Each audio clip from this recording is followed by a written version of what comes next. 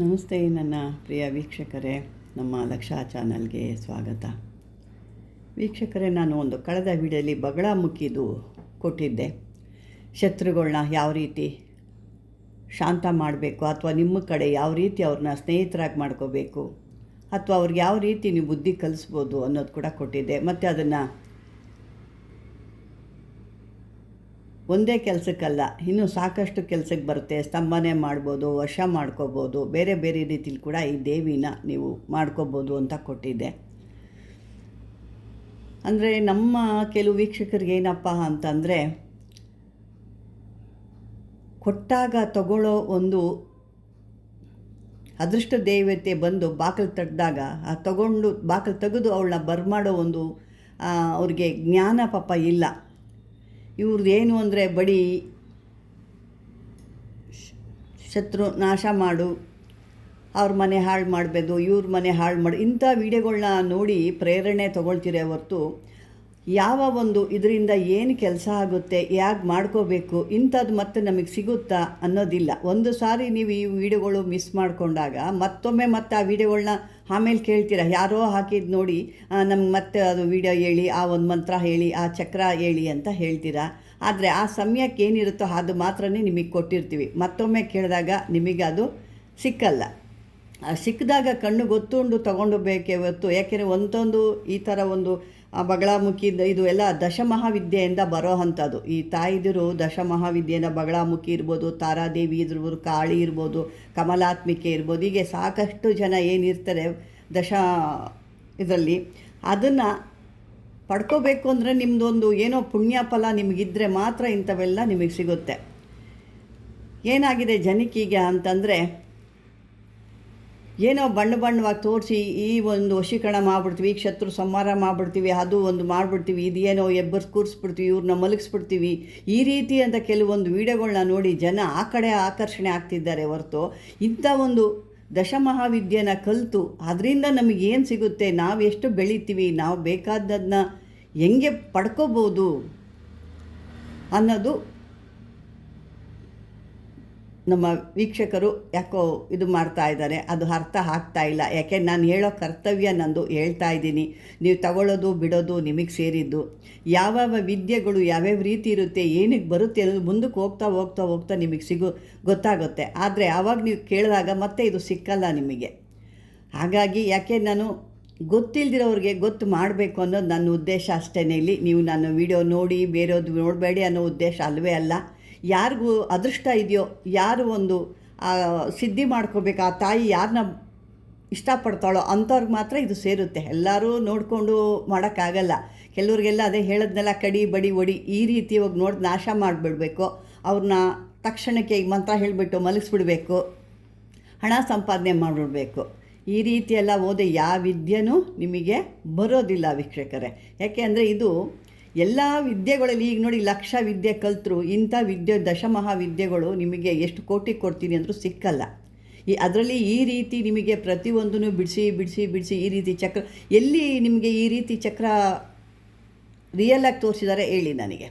ಯಾವೊಂದು ಮಾಧ್ಯಮದಲ್ಲಿ ಯಾವೊಂದು ವಿಡಿಯೋದಲ್ಲಿ ತೋರಿಸಿದ್ದಾರೆ ಹೇಳಿ. ಯಾರೂ ತೋರಿಸಲ್ಲ. ಈ ರೀತಿ ಒಂದು ತೋರಿಸಿದಾಗ ಇನ್ನೊಂದು ಮರೆ ಮಾಡ್ತಾರೆ. ಆದರೆ ನಾನು ಪೂರ್ತಿಯಾಗಿ, ಯಾಕೆ ಅಂತಂದರೆ ಒಂದು ಇಟ್ಟು ಒಂದು ಇದು ಮಾಡಬಾರ್ದು. ಊಟ ಹಾಕ್ಬಿಟ್ಟು ನೀರಿಲ್ದಾಗ ಮಾಡಿದ್ರೆ ಗಂಟ್ಲ ಸಿಗಾಕೊಳ್ದಾಗ ಅವರೇನು ಪರಮಾನ್ನ ಇಟ್ಟಿರ್ತಾನೆ ಏನು ಬಂತು. ಆ ಉದ್ದೇಶಕ್ಕೆ ನಾನು ನಿಮಗೆ ಪ್ರತಿಯೊಂದು ವಿವರಣೆಯಾಗಿ, ಪಾಪ ಗೊತ್ತಿಲ್ಲ, ನಿಮ್ಮ ಒಂದು ಆತ್ರ ಬೇರೆ ರೀತಿ ಇದೆ, ಬೇಗ ಬೆಳೆದ್ಬಿಡಬೇಕು, ಬೇಗ ದೊಡ್ಡವನಾಗಬೇಕು, ಬೇಗ ಹಣ ಸಂಪಾದನೆ ಮಾಡಿಬಿಡ್ಬೇಕು, ನಾನು ಬೇಗ ಒಂದು ಎಲ್ಲ ರೀತಿಯಲ್ಲಿ ಕಾರ್ಯ ಸಾಧನೆ ಸಾಧಕನೇ ಆಗಿಬಿಡಬೇಕು ಅನ್ನೋದಿದೆ. ಖಂಡಿತ ಅದು ಎಲ್ಲ ತಪ್ಪು. ಅದು ಯಾಕೆ ಅಂದರೆ ನೋಡಿ, ಈ ಒಂದು ಇಂಥ ವಿದ್ಯೆಗಳನ್ನ ಯಾರಿಗೆ ಒಂದು ಆ ದೇವಿ ನೋಡಿದ ತಕ್ಷಣ ಆಕರ್ಷಣೆ ಆಗುತ್ತೋ, ಇದನ್ನು ನೋಡಬೇಕು, ಇದನ್ನು ಮಾಡಬೇಕು, ಇದನ್ನು ನಾನು ಕಲಿಬೇಕು, ಆ ದೇವಿ ನೋಡ್ತಿದ್ದಂಗೆ, ಚಕ್ರ ನೋಡ್ತಿದ್ದಂಗೆ ಕೆಲವ್ರಿಗೆ ಏನಾಗುತ್ತೆ, ಒಂದು ಆಕರ್ಷಣೆ ಆಗುತ್ತೆ, ಒಂದು ಆತರ ಬಂದ್ಬಿಡುತ್ತೆ. ಅಯ್ಯೋ ನಾನು ಇದನ್ನು ಹೆಂಗೆ ಏನು ಫಸ್ಟ್ ನೋಡೋಣ ಅನ್ನೋದು. ಯಾಕೆಂದರೆ ಊಟ ತಿಂಡಿ ಮೇಲೆ ಅವನಿಗೆ ಜ್ಞಾನ ಇರೋದಿಲ್ಲ.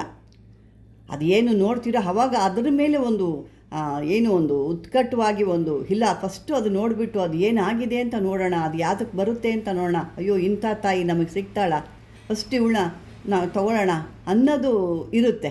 ಎಲ್ಲರಿಗೂ ಭಾವನೆ ಬರಲ್ಲ. ಕೆಲವರು ಅಯ್ಯೋ ಇದು ಆಗಲ್ಲ, ಅಯ್ಯೋ ಇಂಥದ್ದೆಲ್ಲ ಇದನ್ನು ಮಾಡ್ಕೊಂಡು ಯಾರು ಮಾಡ್ತಾರಪ್ಪ, ತಕ್ಷಣ ನಮಗೆ ರೆಡಿ ಊಟ ಆಗಿಬಿರಬೇಕು ಅನ್ನೋರು ಕೆಲವ್ರು ಇರ್ತಾರೆ. ಅಂದರೆ ಅವ್ರಿಗೆ ಅಲ್ಲಿ ಆ ದೇವಿ ಒಲಿಯಲ್ಲ ಅಂತ ಅರ್ಥ. ಯಾರು ಯಾವತ್ತೂ ಇದನ್ನು ಸರಿಯಾದ ರೀತಿ ತಿಳ್ಕೊಳ್ದೆ ಅಯ್ಯೋ ಇಂಥದ್ದು ನಮ್ಗೆ ಯಾಕೆ ಬೇಕು, ಇದೆಲ್ಲ ಬೇಡ, ನಮಗೆ ಬೇಕಾಗಿರೋದೇ ಬೇರೆ ಅಂತ ಅಂದ್ಕೊಂಡು ಯಾವಾಗ ಹೋಗ್ತಿರೋ ಏನಾಗುತ್ತೆ, ಕಲ್ತಿರೋ ಒಂದು ವಿದ್ಯೆಗಳಲ್ಲೂ ಕೂಡ ಆ ಒಂದು ಯಾವುದೂ ನಮ್ಮಲ್ಲಿ ಉಳ್ಕೊಳ್ಳೋಕೆ ಸಾಧ್ಯ ಆಗಲ್ಲ. ಯಾಕೆಂದರೆ ಆ ಶಕ್ತಿ ನಿಮ್ಮಲ್ಲಿ ಇಲ್ಲ. ನೋಡಿ, ಇವೆಲ್ಲ ತೊಗೊಂಡಾಗ ಆ ಒಂದು ಇರೋ ಅಂಥ ಶಕ್ತಿನ ಉಳಿಸ್ಕೊಳ್ಳೋ ಅಂಥವು. ನೀವು ಮಾಡ್ತಿರೋ ಅಂಥ ಮಂತ್ರಗಳು ಆ ಶಕ್ತಿಗಳನ್ನ ಮತ್ತೆ ತುಂಬೋ ಅಂಥದ್ದು. ಈಗ ಇಷ್ಟು ವರ್ಷ ಏನು ನೀವು ವಿಡಿಯೋಗಳು ನೋಡಿ ಮಂತ್ರಗಳು ತಂತ್ರಗಳು ಕಲಿತಾ ಇರ್ತೀರಲ್ವ, ಅಂಥದಕ್ಕೆ ಇನ್ನೂ ಶಕ್ತಿ ಕೊಡೋ ಅಂಥದ್ದು ನಾವು ತೋರಿಸ್ತಿರೋ ಅಂಥದ್ದು. ಅಂಥದನ್ನ ನೀವು ಅಯ್ಯೋ ಇದು ಎಲ್ಲ ಆಗದಿರೋ ಅಂಥ ನೀವು ಅದನ್ನು ಬೇಕೋ ಬಿಟ್ಟು ಮಾಡಿ ಬೇರೆ ರೀತಿ ಅಯ್ಯೋ ಆಗದಿರೋ ಅಂಥದ್ದು ಅಂತ ನೀವೇನೋ ಒಂದು ರೀತಿ ನೋಡ್ಕೊಂಡಾಗ ಏನಾಗುತ್ತೆ, ಆ ದೇವಿ ಕೂಡ ನಿಮ್ಮಿಂದ ದೂರ ಆಗಿಬಿಡ್ತಾಳೆ. ಮಹಾಲಕ್ಷ್ಮಿ ಬಂದಾಗ ಬಾಕಲು ತೆಗೆದು ಒಳಬನ್ನಿ ಅಮ್ಮ ತಾಯಿ ಅಂತ ಅವಳನ್ನ ಕರೆಯೋದು ಜಾಣ್ತಾನೇನೆ ಹೊರತು ನೋಡಿ ಬಾಕ್ಲು ಹಾಕ್ಕೊಳ್ಳೋದು ಅದು ನಿಮಗೆ ಸೇರಿದ್ದು. ನಾನೇನು ಮುಂದಕ್ಕೆ ಕೇಳೋದಿಲ್ಲ. ಯಾಕೆ ನೀವು ನೋಡ್ತಾ ಇಲ್ಲ ಅನ್ನೋ ನನಗೇನು ಬೇಜಾರಿಲ್ಲ. ನೀವು ನೋಡಿಲ್ಲ ಅಂದರೆ ಅದು ಯಾವುದೋ ರೀತಿಲಿ ಹೋಗುತ್ತೆ. ನನಗೆ ಅದ್ರ ಬಗ್ಗೆ ಅಂದರೆ ನಾವಿಷ್ಟು ಒಂದು ಕಷ್ಟಪಟ್ಟು ನಿಮಗೆ ಇಂಥದ್ದು ತಿಳ್ಕೊಳ್ಳಿ, ಇಂಥ ವಿಷಯಗಳು ಮುಂದಕ್ಕೆ ಯಾರೂ ಹೇಳಲ್ಲ. ಯಾಕೆ ಈ ರೀತಿ ಚಕ್ರಗಳು ಎಲ್ಲೂ ತೋರಿಸ್ತಾ ಇಲ್ಲ. ಸುಮ್ಮನೆ ತಗಡಲ್ಲಿ ಬರೆದು ತೋರಿಸೋದ್ರೊಳಗೆ ಏನು ಕಾಣಿಸುತ್ತೆ?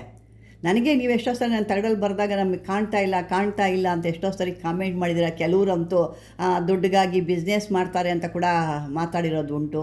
ಇಲ್ಲಿ ಬಿಸ್ನೆಸ್ಗಾಗಿ ಮಾಡೋದಿದ್ದರೆ ನಾನು ಯಾವುದೋ ರೀತಿ ಮಾಡ್ತಾಯಿದ್ದೆ. ಹಿಂಗೆ ನಿಮಗೆ ತೋರಿಸಿ ಎಲ್ಲ ಪೂರ್ತಿ ನಿಮಗೆ ನೀವೇ ಮಾಡ್ಕೊಳ್ಳಿ ಅಂತ ಹೇಳಿ ನಾನು ನಿಮಗೆ ಇದನ್ನು ಕೊಡ್ತಾ ಇರಲಿಲ್ಲ. ಅವ್ರವ್ರ ಹಣೆ ಬರೋಕ್ಕೆ ಹೊಣೆ ಯಾರು ವೀಕ್ಷಕರೇ? ಇದು ನಿಮಗೆ ಸೇರೋ ಯೋಗ್ಯ ಇತ್ತು ಅಂದರೆ ಆ ದೇವಿ ನಿಮಗೆ ಬರಬೇಕು, ನಿಮ್ಮಲ್ಲಿ ಆ ಒಂದು ಆಕರ್ಷಣೆ ತರಬೇಕು ಅಂದರೆ ಬಂದು ನೋಡೋ, ನಿಮಗೆ ಮನಸ್ಸು ಕೊಟ್ಟು ನಿಮಗೆ ನೋಡೋ ಅಂಥದ್ದು ಆ ದೇವಿನ ನಾನು ಸಿದ್ಧಿ ಮಾಡ್ಕೋಬೇಕು ಅನ್ನೋದು ಬರುತ್ತೆ. ಇಲ್ಲಾಂದರೆ ಅವಳಿಗಿಂತ ಮೀರಿದವಳಲ್ಲ ನಾನು. ಅವಳು ನಿಮಗೇನು ಸೇರಬೇಕು ಅನ್ನಿಸ್ತಾಳೋ ಅಷ್ಟೇ. ಏಕೆ ನಾನು ಹಣೆ ಬರೆಯೋಕ್ಕಾಗಲ್ಲ. ನಿಮ್ಮ ಮನೆಯಲ್ಲಿ ಏನು ಬರೆದಿರುತ್ತೋ ಅದೇ ನಡೆಯುತ್ತೆ. ನಾನು ಹೊಸ್ದಾಗಿ ಬಂದು ಇಲ್ಲ ನಿಮ್ಮನ್ನು ಈ ರೀತಿ ಎಲ್ಲ ತಿದ್ದುಬಿಡ್ತೀನಿ, ನೀವೊಂದು ಗುರುಗಳಾಗಿ ನೀವು ಸಾಧಕರಾಗಿಬಿಡಿ, ನಾನು ಕೊಡ್ತೀನಿ ತಗೊಳ್ಳಿ ಅಂದರೆ ಅದು ಖಂಡಿತ ಸಾಧ್ಯ ಇಲ್ಲ. ಅವಳು ಮನಸ್ಸು ಮಾಡಬೇಕು ನಿಮ್ಮಲ್ಲಿ ಬರುವಂಥದ್ದು. ಈ ರೀತಿ ನಮ್ಮ ರೂಪದಲ್ಲಿ ಅವಳು ದೇವಿ ಕೊಡ್ತಾ ಇದ್ದಾಳೆ ಅಂದರೆ ನಿಮ್ಮ ಒಂದು ಅದೃಷ್ಟ ಅದು. ಆ ಅದೃಷ್ಟನ ನೀವು ಬಳಸ್ಕೊಳ್ಳೋಕ್ಕೆ ಬರ್ತಾ ಇಲ್ಲ ನಿಮಗೆ.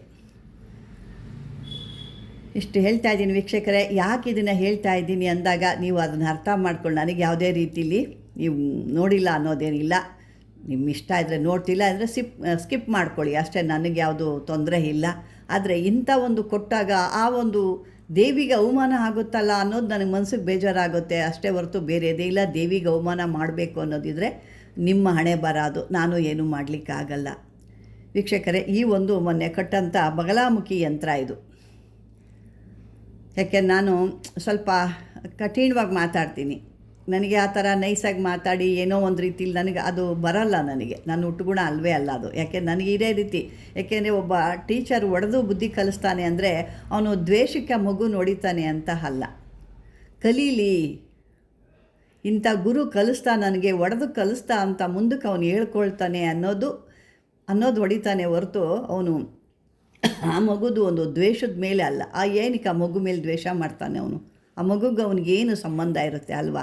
ಅದೇ ರೀತಿ ನಿಮಗೂ ನನಗೂ ಇರುವಂಥ ಸಂಬಂಧ. ನೀವು ಕಲೀಲಿ. ಯಾಕೆಂದರೆ ಎಲ್ಲರ ಹತ್ರನೂ ಹಣ ಇರೋಲ್ಲ ಕಲಿಯೋಕ್ಕೆ. ಲಕ್ಷಾಂತರ ರೂಪಾಯಿ ತೊಗೊಳ್ತಾರೆ. ಆ ಲಕ್ಷಾಂತರ ರೂಪಾಯಿ ಕೊಟ್ಟು ನೀವು ಕಲಿಯೋಕ್ಕಾಗಲ್ಲ.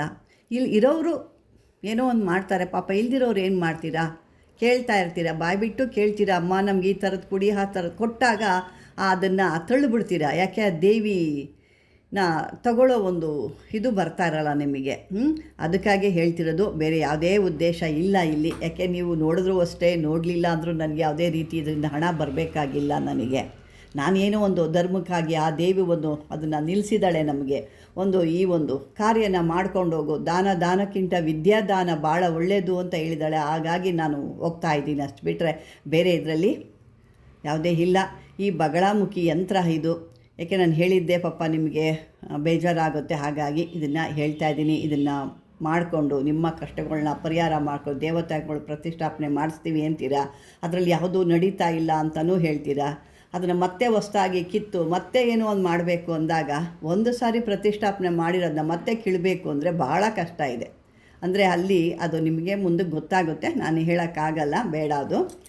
ಈ ರೀತಿ ಮಾಡಿಕೊಂಡು ನಿಮ್ಮ ದೇವತೆಗಳನ್ನ ಅಭಿವೃದ್ಧಿ ಮಾಡ್ಕೊಳ್ಳಿ ಅಂತ ಹೇಳ್ತಾ ವೀಕ್ಷಕರೇ, ಈ ಒಂದು ಯಾರಿಗೂ ಇಲ್ಲಿ ನೋವು ಮಾಡಬೇಕು ಅನ್ನೋದಿಲ್ಲ, ಯಾರಿಗಾದ್ರೂ ಮನಸ್ಸಿಗೆ ನೋವಾಗಿದ್ದರೆ ದಯವಿಟ್ಟು ಕ್ಷಮಿಸಿ ಅಂತ ಹೇಳ್ತಾ ಇದುವರೆಗೂ ನನ್ನ ವಿಡಿಯೋ ನೋಡಿದ್ದಕ್ಕೆ ಧನ್ಯವಾದಗಳು ವೀಕ್ಷಕರೇ.